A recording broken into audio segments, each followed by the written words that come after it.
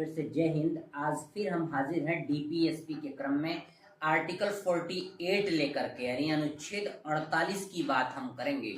अनुच्छेद 48 आखिर कहता क्या है? अनुच्छेद 48 राज्यों को ये निर्देश देता है कि आपको अपने राज्य के अंदर कृषि पर ध्यान देना है और पशुपालन का संगठन करना है। यानी आज हम बात करेंगे कृषि और पशुपालन के संगठन के बारे में, जो आर्टिकल 48 प्रत्येक राज्य को निर्देशित करता है कि आप अपने राज्य में कृषि को बढ़ावा देंगे, कृषि की उन्नतशील या वैज्ञानिक पद्धति और मशीनीकरण का उपयोग करके कृषि को आधुनिक बनाएंगे समय के साथ, ताकि अन्न का उत्पादन ठीक ठाक हो सके और लोगों को खाने पीने की जो चीजें हैं उसमें कमी न आने पाए जैसा पहले होता था। दूसरा चीज पशुपालन, यानी कृषि के साथ पशुपालन पर भी ध्यान देना होगा और पशुपालन के साथ साथ जो हमारी देसी प्रजातियां हैं उन्हें उन्नतशील प्रजाति बनाने के लिए हाइब्रिड आदि का प्रयोग करके, यूं कहें तो जो दुधारू पशु हैं, बछड़े हैं, गाय बैल, ये दुधारू के अलावा जो बोझ ढोने वाले जो पशु हैं, इनके भी संगठन की बात की गई है आर्टिकल 48 में। तो आर्टिकल 48 में आज हम बात करेंगे कृषि और पशुपालन के संगठन की। आइए एक बार नजर डालते हैं ब्लैक बोर्ड पर। DPSP directive principles of state policy के अंतर्गत आर्टिकल 36 से 51 तक, अनुच्छेद 36 से 51 तक की श्रेणी में आज बारी है आर्टिकल 48 की, अनुच्छेद 48 की। और भारत के संविधान का डीपीएसपी के अंतर्गत आर्टिकल 48 सभी राज्यों को यह निर्देश देता है कि आपको अपने यहाँ कृषि पर ध्यान देना है और पशुपालन का संगठन करना है। कृषि पर किन किन बातों का ध्यान देना है और पशुपालन में किन मुद्दों पर बात होगी, एक बार ब्लैक बोर्ड पर, फिर इसके बाद लेक्चर विस्तार से। राज्य के नीति निर्देशक तत्व डीपीएसपी अनुच्छेद 36 से अनुच्छेद 51 तक की श्रेणी में आज हम हैं अनुच्छेद 48 पर। इस अनुच्छेद 48 में कृषि और पशुपालन के संगठन की बात कही गई है। देखिए कितने दूरदर्शी थे हमारे जो संविधान निर्माता थे उस समय 1949-50 में। उससे पहले जो 2 वर्ष 11 माह 18 दिन का समय लगा इसको बनाने में, स्वीकार किया गया 26 नवंबर 1949 को भारत का संविधान। कुछ अंश लागू हो गया, लेकिन पूरी तरह से संविधान के पूरी तरह से लागू होने का जो दिन था वो 26 जनवरी 1950 था। यानी 26 जनवरी 1950 को भारत का संविधान पूरी तरह से लागू कर दिया गया। और यह 26 जनवरी को ही क्यों लागू किया गया?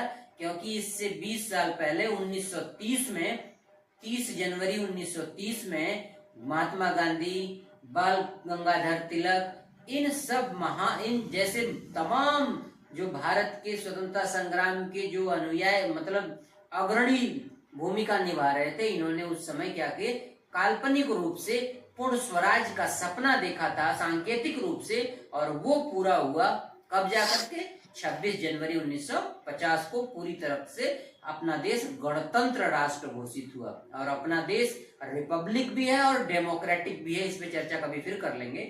तो इसके अंदर कृषि और पशुपालन के संगठन की बात होगी। आर्टिकल भाग 4, भाग 3 में हम मौलिक अधिकार पढ़ते हैं और संविधान के भाग 4 में हम क्या पढ़ते हैं, राज्य के नीति निर्देशक सिद्धांत पढ़ते हैं। तो 48 ये कहता है आर्टिकल, यह राज्य को कृषि और पशुपालन को ध्यान देना, कृषि और पशुपालन को आधुनिक तथा वैज्ञानिक प्रणालियों से संगठित करने का निर्देश देता है सभी राज्यों को। समझिए बात को, कृषि हो और पशुपालन हो, इसको आधुनिक और वैज्ञानिक प्रणालियां अपनाने और उनको संगठित करने का निर्देश सभी राज्यों को देता है आर्टिकल 48। और गायों, बछड़ों तथा अन्य दुधारू एवं भार ढोने वाले जो भी पशु हैं, इनके वध पर, इनके कटान पर रोक लगाने के लिए भी कदम उठाने का निर्देश राज्यों को देता है। कौन? आर्टिकल 48। तो इसमें आज हम 3 बिंदुओं पर चर्चा करेंगे, कृषि का आधुनिकीकरण, पशुपालन सुधार और गोवध पर प्रतिबंध। आइए हम आर्टिकल 48 जो निर्देश देता है राज्यों को, आखिर संविधान निर्माताओं ने इसको डीपीएसपी में इसलिए रखा कि जिस समय भारत का संविधान लागू हुआ उन दिनों हमारे यहाँ जो कृषि की व्यवस्था थी वो बहुत अच्छी नहीं थी। जो हमारा कृषि उत्पादन था, जो खाद्यान्न था, वो पूरे वर्ष भर के लिए हमारे देश के लोगों को खाद्यान्न नहीं मिल पाता था। खाद्यान्न के लिए हम विदेशों पर निर्भर करते थे। इवन गेहूं वगैरह तो अमेरिका से मंगाया जाता था, और वो भी अच्छी क्वालिटी के गेहूं वो हमें नहीं बेचते थे। समझिए बात को। बहुत एक तरह से कह सकते हैं कि देश हमारा बहुत गरीब की स्थिति में था, बहुत गरीबी स्थिति में था। इवन खाने पीने के भी लाले पड़ जाते थे। समझिए बात को। तो हमारे जो संविधान निर्माता थे उन्होंने इस बात को संविधान के आर्टिकल 48 में लिख दिया कि राज्यों को ये निर्देश दिया जाता है कि आने वाले समय में देश को, यानी अपने अपने राज्य को, चाहे वो केंद्र सरकार हो, राज्य सरकार हो, या कोई भी जो अपने आप में राज्य हो, वह क्या करेगा, आने वाले समय में कृषि पे क्या करेगा, कृषि में अत्याधुनिक और वैज्ञानिक पद्धतियों, प्रणालियों का उपयोग करके पैदावार को बढ़ावा देगा।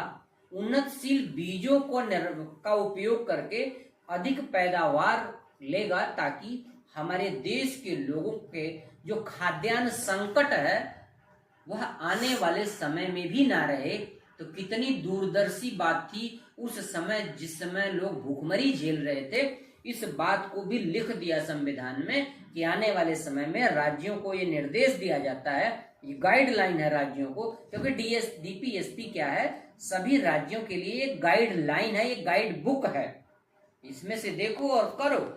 आपके यहाँ लोक कल्याणकारी राज्य की परिकल्पना साकार की सारी बातें डीपीएसपी में हैं। एक तरह से ये गाइड बुक है, किसके लिए, सभी राज्यों के लिए। और किसने गाइड बुक दिया, जैसे किसी प्रश्न का उत्तर नहीं मिलता है तो लोग किसमें देखते हैं, गाइड में देख के उसको कर लेते हैं। सलूशन किसमें मिलता है, गाइड में।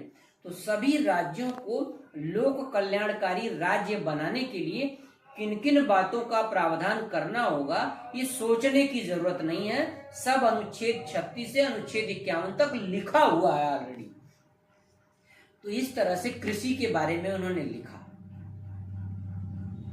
कृषि में खेती के जो पारंपरिक तरीके थे, जैसे आपको पता होगा बहुत समय खेती बैलों से होती थी, और छोटी एरिया की जुताई में भी काफी समय लग जाते थे। समझिए बात को।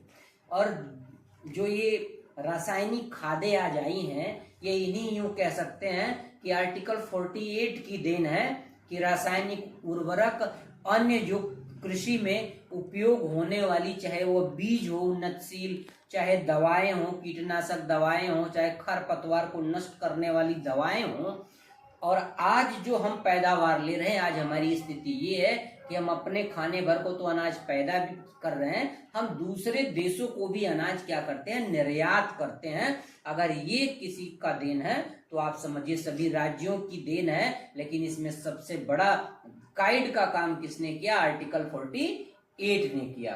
कृषि में सुधार की बात, पैदावार बढ़ाने की बात, उन्नतशील बीजों की बात, और कृषि के अंदर जिस मिट्टी में हम खेती करते हैं, इस मिट्टी की बहुत सारी भूमि हमारे देश में बंजर पड़ी थी। समझिए, उसमें अन्न का एक दाना भी नहीं उगता था, लेकिन वैज्ञानिक तरीकों से ऊसर भूमि सुधार आदि वैज्ञानिक दृष्टिकोण अपना करके उसे कृषि योग्य बनाया गया। और ये सब बातें कौन दिशा निर्देशित करता है, राज्यों को, आर्टिकल 48। और आर्टिकल 48 इतना सफल रहा, आप यूं कह सकते हैं हरित क्रांति के मद्देनजर आज हम अन्न में क्या है, आत्मनिर्भर हैं। तो ये सब हमारे किसानों की तो देन ही है भाई। अन्नदाता कौन है, हमारा किसान। कौन है, किसान। उसको तरह तरह की मशीनें उपलब्ध कराना, आधुनिक बीज, उन्नतशील बीज उपलब्ध कराना, खरपतवार फसलों को बचाने के लिए कीटनाशक दवाओं की उपलब्धता कराना, ये सब वैज्ञानिक दृष्टिकोण अपना करके आर्टिकल 48 के निर्देश को मानते हुए समय के साथ हमारे देश के साइंटिस्टों ने इन सब को भारतीय कृषि के किसानों के लिए क्या किया, उपलब्ध कराया। और किसान यूं कह सकते हैं हमारे देश की आत्मा है। खाओगे क्या, जो अगर खाओगे नहीं तो जिंदा क्या बचोगे। और खाने का इंतजाम कौन करता है, किसान करता है हमारा। सर्दी गर्मी वर्षा धूप ताप सब कुछ सहन करता है, नुकसान भी झेलता है, मौसम की मार भी झेलता है, फिर भी हमारा किसान फसल उगाना बंद नहीं करता। तो हमारा किसान, सैल्यूट है भाई किसान को। और देश की रक्षा कौन करता है सीमा पे, जवान। और देश में अत्याधुनिक चीजों का इन्वेंशन कौन कर रहा है, विज्ञान। तो कहते हैं किसान, जवान और विज्ञान, ये सब मिल करके भारत को एक विकसित राष्ट्र की श्रेणी में उन्नति के तरफ ले जा रहे हैं। और कृषि में ये जो आशातीत हरित क्रांति ये सब आई, ये आर्टिकल 48 के दिशा निर्देशों के अनुपालन में आप कह सकते हैं, इसमें कतई कोई गुरेज नहीं है। अब हम बात करेंगे के संगठन की बात, ये हमारे संविधान में लिखा हुआ है। पशुपालन के नस्लों की सुधार की बात करता है। पहले हमारे यहाँ क्या थी, जो देसी जो नस्लें थी वो दूध बहुत कम देती थी, चारा तो खूब खाती थी लेकिन दूध बहुत कम देती थी। हाँ, लेकिन उनका दूध गुणवत्ता परक होता था, आज भी होता है, इस बात से आप इनकार नहीं कर सकते। लेकिन दूध इतना नहीं देती थी कि परिवार के सदस्यों की पूर्ति दूध की हो जाए। तो ऐसे में वैज्ञानिक पद्धति को अपनाकर, आधुनिक तकनीकों को अपनाकर, हाइब्रिडाइजेशन को अपनाकर हमारी जो देसी नस्लें थी, चाहे वो गाय की हो, बैल की हो, गाय की हो, भैंस की हो, बकरी की हो, यानी कोई भी दुधारू पशु हो या भार ढोने वाले जो पशु हो, इनमें क्या किया गया, इनके नस्लों का सुधार किया गया। और फिर आने वाले समय में आज आप देख रहे हैं कि एक एक ऐसी गायें, एक एक ऐसी भैंसें कि पूरी बाल्टी बाल्टी भर के दूध देती हैं, घर वाले भी पीते हैं और बच जाता है, वो दूसरे को क्या करते हैं, दूसरे दूधिया को या अन्य जगह दूसरों को भी बेचते हैं। उससे उनका क्या होता है, एक तो दूध खाने को मिल गया और अधिक मात्रा में दूध है तो उस दूध को सेल भी कर लेते हैं, और उससे क्या होते हैं, उनकी थोड़ी आर्थिक फायदा होता है, जो उसको बच्चों के फीस, कपड़े आदि बहुत सारे काम है किसान के पास, उनमें लगाते हैं। तो ये किसका योगदान है, ये योगदान है हमारे आधुनिक तकनीकों का। जो पशुपालन और नस्लों की सुधार की बात आर्टिकल 48 में लिखी गई है, उसके अनुपालन में सभी राज्य इस पे फोकस करते हैं। ऐसी ऐसी भैंस, बहुत सारी नस्लें दुधारू गायों की बात कर ले, बहुत सारी गायें ऐसी, बहुत सारी दूध देने वाली गायें, बकरियां हैं, भेड़ है, ऊंट, मतलब बहुत सारे ऐसे सभी दुधारू पशुओं जो देसी नस्ल की थी, उनके सुधार की व्यवस्था करने की जिम्मेदारी किसकी होगी, राज्यों की होगी। ये 1950 में कह दिया गया और उस बात को धीरे धीरे सभी राज्यों ने माना और उसका परिणाम आज सबके सामने है। बहुत सारा दूध आज गांवों में है, गांवों से दूध शहरों में आता है, समझिए बात। डेयरी की भी चर्चा करेंगे आगे। तो इन सब चीजों में, नस्लों में सुधार, यहाँ हमने बात करी कृषि का आधुनिकरण, कृषि को आधुनिक बनाया गया। बैलों की जगह मशीनों से, ट्रैक्टर से खेत की जुताई शुरू हुई। पानी के लिए जो साधन थे सिंचाई के, वह रहट था। अन्य बहुत ही मेहनती साधन थे, बहुत कम एरिया सिंचाई हो पाती थी। लेकिन आज ट्यूबवेल, सबमर्सिबल, नहरें, बहुत सारी ऐसी व्यवस्थाएं, सिंचाई की बड़ी उत्तम व्यवस्था की गई। तो इसलिए आज इन सब के आधुनिकरण के को अपना करके कृषि का उत्पादन काफी बढ़ाया गया, खाद्य उत्पादन बढ़ाया गया, जिससे हम अपने खाद्यान्न के लिए आत्मनिर्भर हो पाए। पशुपालन बताया हमने, देसी नस्लों के सुधार की गई और विदेशी नस्लों को भी अपने अपनाया गया, जिससे आज बहुत सारी दुधारू नस्लें अपने यहाँ पाली जाती हैं और गाँव में लोग आसपास रखते हैं, खुद भी दूध पीते हैं और दूसरों को भी पिलाते हैं, भले ही वो पैसे में पिलाते हों। और इसके साथ साथ गोवध पर प्रतिबंध, यहाँ निर्देश दिया गया सभी राज्यों को कि गायों बछड़ों, जो दुधारू पशु हैं वो तो हैं, उनकी तो आपको संरक्षण करना ही, उन्हें तो बचाना ही बचाना है। उसके साथ साथ गायों बछड़ों तथा अन्य दुधारू भार ढोने वाले जो भी पशु हैं, इनके कटान पर भी रोक लगाना होगा, इनको कोई काट न सके, ऐसी व्यवस्था भी राज्यों को करना होगा। क्यों? क्योंकि अगर दुधारू पशु की कटान होगी तो धीरे धीरे वो पशु क्या हो जाएंगे, कम हो जाएंगे, और एक समय ऐसा आएगा कि उन पशुओं की, जो भी दुधारू पशु हैं, उसमें गाय है, भैंस है, बकरी है, समझ लीजिए जितनी भी दुधारू प्रजातियां हैं, सबको बचाने की जिम्मेदारी किसकी होगी? राज्य की होगी। कोई इसको काट न सके, इनके कटान पर प्रतिबंध लगाने की व्यवस्था सभी राज्यों को करनी होगी। तो ये आर्टिकल 48 तीन बात बताता है। कृषि में आधुनिकीकरण को अपना करके आत्मनिर्भर बनाना।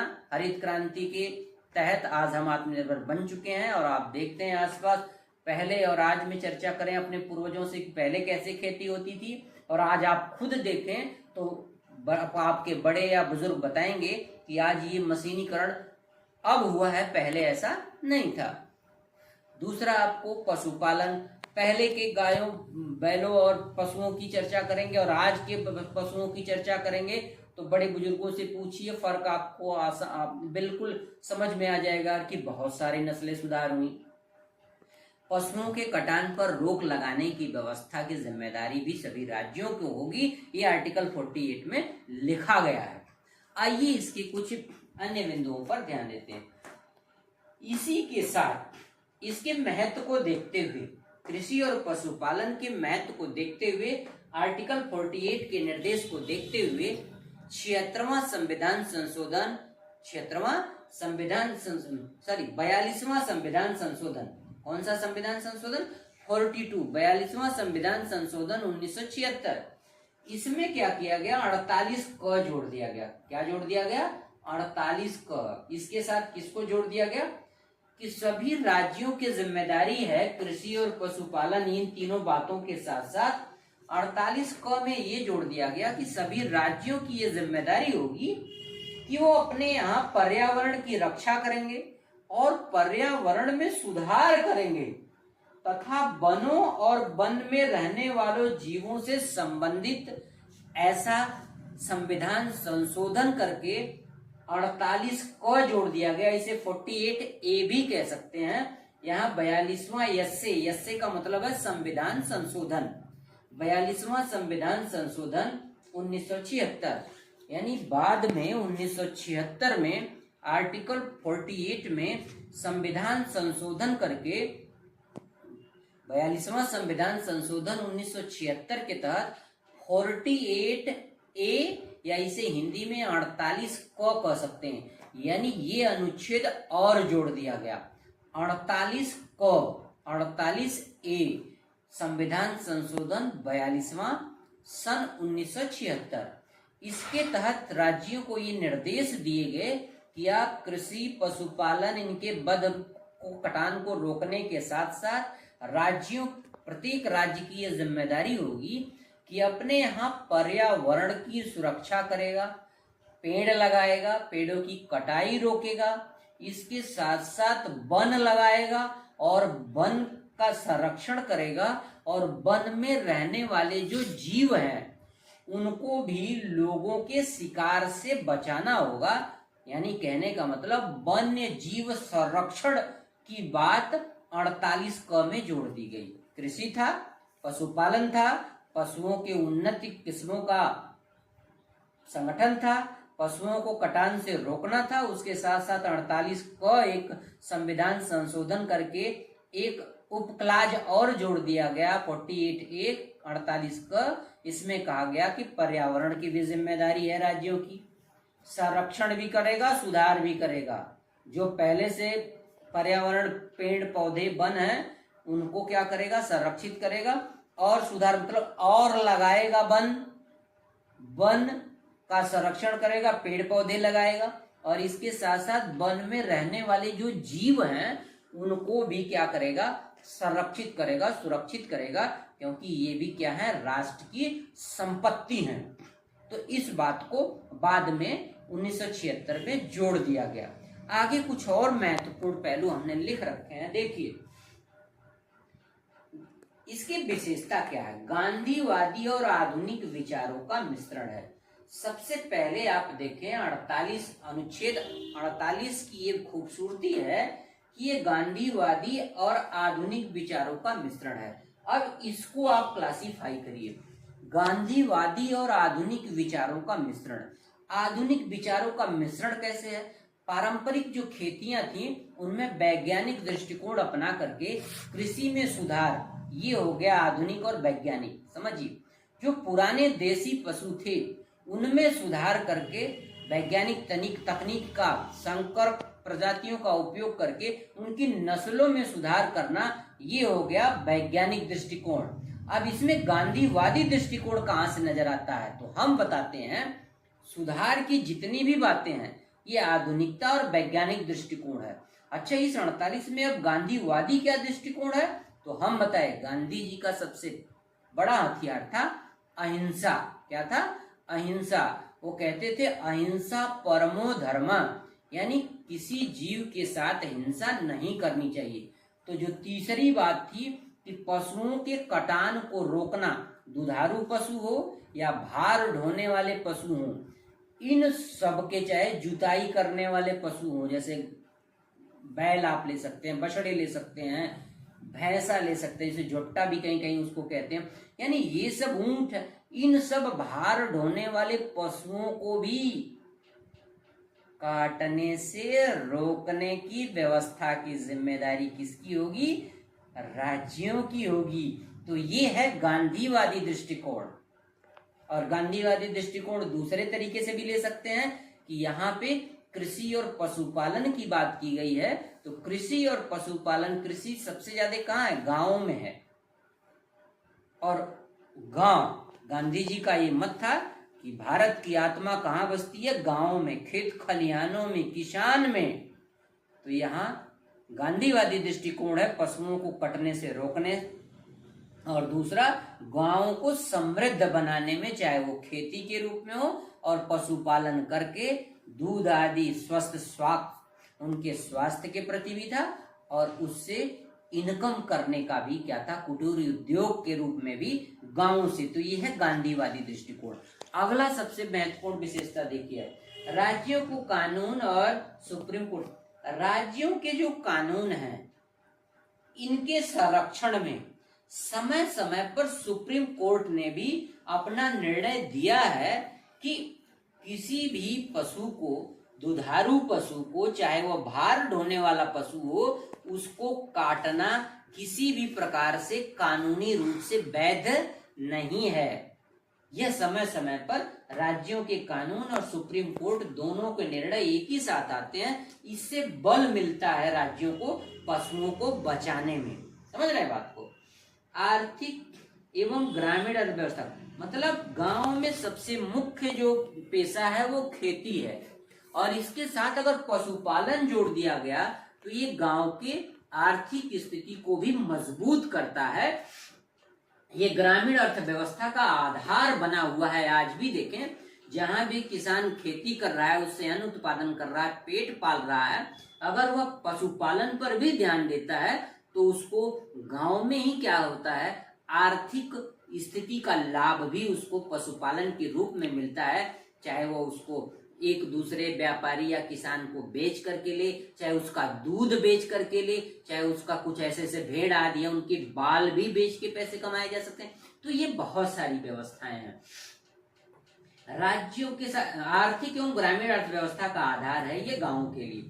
सरकारी योजनाएं क्या क्या चल रही है? देखो, राष्ट्रीय गोकुल मिशन, राष्ट्रीय गो, और ये राष्ट्र सरकारें भी 48 आर्टिकल 48 को आधार बना करके इनके खेती में और नस्लों की सुधार के लिए बहुत सारी योजनाएं चलाती। राष्ट्रीय गोकुल मिशन, ये राष्ट्रीय गोकुल मिशन है क्या? वही बात जो हमने बताई थी कि जो हमारी राष्ट्रीय यानी पहले की जो देसी नस्लें हैं, चाहे वो किसी भी पशु की हो, उसमें सुधार करने की आधुनिक तरीके अपना करके उनके नस्लों में सुधार करने की प्रक्रिया किसके अंदर चलती है? राष्ट्रीय गोकुल मिशन के अंतर्गत चलती है। दूसरी जो योजना है हमारी, देखिए, राष्ट्रीय पशुधन मिशन। राष्ट्रीय पशुधन मिशन का मतलब है कि राष्ट्र के अंदर हमारे जो भी पशु हैं वह राष्ट्रीय संपत्ति है, धन है, उनको संरक्षित, सुरक्षित और बढ़ावा दिया जाए, उनको कटने से बचाया जाए। और बहुत सारे ऐसे मैटर आए जिनमें पशुओं के कटान को सुप्रीम कोर्ट ने भी कानूनी रूप से किसी भी प्रकार से वैध नहीं माना है, जायज नहीं माना है। राष्ट्रीय पशु रोग नियंत्रण कार्यक्रम, ऐसे योजनाएं चलाई। राष्ट्रीय पशु रोग नियंत्रण कार्यक्रम चलाया जाता है, जो पशुओं में बहुत सारी बीमारियां हैं उनके लिए टीका का, जैसे बच्चों में पोलियो आदि का टीका ये सब लगाया जाता है। इसी तरीके से पशुओं के अंदर बीमारियों के रोकथाम के लिए सरकारी स्तर पर ये योजना चलती है, ताकि पशुओं को बीमारी से बचाया जा सके कि किसी किसान या किसी भी नागरिक, राज्य में रहने वाले किसी भी व्यक्ति का कोई पशु बीमारी से खराब न हो जाए, मर न जाए। इससे बचाने के लिए, ताकि किसान को किसी भी प्रकार की आर्थिक क्षति ना हो, इन सब के लिए ये योजना चलाई जाती है रोग नियंत्रण वाली। डिजिटल कृषि मिशन, देखिए डिजिटल कृषि मिशन क्या है। डिजिटल कृषि मिशन का तात्पर्य है आधुनिक तरीके से खेती की योजनाओं की जानकारी देना किसानों को, घर बैठे मौसम आदि की जानकारी देना, सटीक जानकारी देना, ये सब डिजिटल कृषि मिशन के अंतर्गत आता है। वैज्ञानिक विधियों की जानकारी देना, टेलीविजन के माध्यम से, रेडियो के माध्यम से तमाम तरह के कृषि से संबंधित कार्यक्रम चलते रहते हैं राष्ट्र हित में। ये इसी आर्टिकल 48 के निर्देशों के अनुसार चलते हैं। और डिजिटल की बात की जाती है कि वहीं घर बैठे सूचना मिल सके, कहीं किसान को या भारत राज्य के किसी भी नागरिक को इन सब जानकारियों के लिए कहीं भटकना न पड़े। तो ये सब मौसम के पूर्वानुमान की सटीक जानकारी देना, बारिश हो रही, धूप होगी, गर्मी होगी, आंधी आएगा, तूफान आएगा, खेती से संबंधित जो कार्यक्रम होते हैं डिजिटल रूप में प्रसारित किए जाते हैं। ये योजना सरकार राज्य की तरफ से चलाई जा रही है आर्टिकल 48 को आधार बनाकर। लास्ट पॉइंट आप देखें, पशुपालन और संरचना विकास कोष, यानी पशुपालन के संरचना और विकास के लिए फंड का निर्धारण भी राज्य किए हुए हैं। इससे क्या होता है, बहुत सारी ऐसी योजनाएं चलाई जाती हैं कि अगर किसान के पास पशु रखने के लिए, खरीदने के लिए पैसे नहीं हैं, तो सरकार उन्हें सब्सिडी के तौर पर बहुत सारा धन मुहैया कराती है और उसमें सब्सिडी भी देती है। और यूं कहें कि डेयरी उद्योग आदि जो स्थापित हो रहे हैं, इसमें आप समझिए डेयरी बहुत ही फलता फूलता उद्योग है, जो ग्रामीण स्तर पर भी काफी तेजी से प्रचलित है। किसान अपने घर के पास ही या कोई भी व्यापारी गांव में आज डेयरी उद्योग स्थापित कर रहे हैं, जिससे किसान अपना दूध नजदीकी डेयरी शाखा पे बेच सके, उन्हें दूर न जाना पड़े और वो अपनी आर्थिक उन्नति कर सकें। ऐसे बहुत सारी योजनाएं भारत सरकार, राज्य सरकारों की तरफ से चलाई जा रही है। ये सब किसके निर्देशों के अनुसार है? लोक कल्याणकारी राज्य की परिकल्पना का आधार आर्टिकल 48 जो ये निर्देश देता है सभी राज्यों को, इसके अनुपालन में इतनी सारी योजनाएं चलाई जा रही। तो आप समझिए, खाद्यान्न, भारत एक कृषि प्रधान देश है, आपको पता है, और कृषि हमारी मूल है। भारत गांवों में बसता है और गांवों की मैक्सिमम आबादी किस पे निर्भर है? खेती पे निर्भर है। और खेती के साथ अब पशुपालन पर भी लोग ध्यान दे रहे हैं, जो उनके आर्थिक उन्नति का आधार बन रहा है। डेयरी उद्योग आदि, मुर्गी पालन, बकरी पालन, बहुत सारे सूअर पालन, कुक्कुट पालन, रेशम कीट पालन, ये सब आप समझ सकते हैं। ये भारत के गांवों को क्या करता है? समृद्ध बनाने का कार्य करता है, किसानों को समृद्ध बनाने का रास्ता बनाता है। और जरूरत पड़ने पे इसमें सरकारी योजनाओं के माध्यम से सरकारें भी क्या करती हैं? मदद करती हैं। तो कितनी बड़ी सोच थी हमारे संविधान निर्माताओं की, उन्होंने पहले ही आगे तक की बात लिख दी संविधान में। इसलिए मैं कहता हूं कि भारत का संविधान एक जीता जागता जीवंत दस्तावेज है और इसके साथ साथ अधिकार दिए हैं, तो दूसरी तरफ कर्तव्यों से बांध भी रखा है। तो इतना गजब का संतुलित दस्तावेज है भारत का संविधान। और आज के लेक्चर में इतना ही। फेसबुक पर हैं तो फॉलो कीजिए, शेयर कीजिए, कमेंट कीजिए। यूट्यूब पर हैं तो लाइक कीजिए, सब्सक्राइब कीजिए, बेल आइकन दबाइए और कमेंट करिए, ताकि हम अगला वीडियो और सुधार करके आपके पास भेज सकें। बेल आइकन दबाइए ताकि सबसे पहले नोटिफिकेशन आपको मिले।